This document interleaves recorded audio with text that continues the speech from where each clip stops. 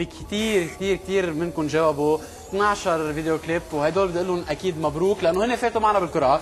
اكيد عم نشوف هلا البوكال اللي هون اللي كريستال رح تعمل لنا هيك الشرف انه تسحب الاسم تبع الرابح معنا، ودغري لايف رح نبعث مسج للرابح معنا. يلا ها خلطي كريستال.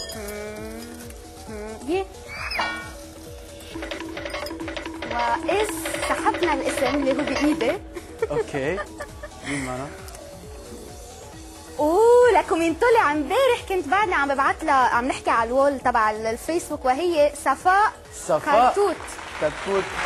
الف مبروك لك يا صفاء. صفاء اكيد نحن حنلبش هلا على اسمك ونبعث لك دغري اسم الرابحه. اوكي بل بنقول لها الف مبروك لصفاء. صفاء هلا رح نعرف اكيد مش صفاء جبالي صح؟ لا مش صفاء جبالي. امبارح كنت بعدني عم نحكي على الوول، كنت بعثت لنا شيء على الوول صفاء.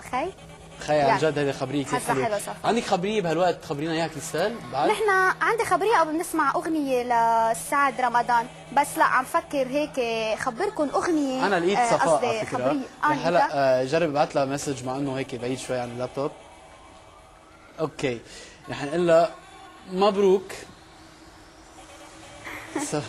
sorry competition. مبروك صفاء هيك معها. اوكي you're the winner.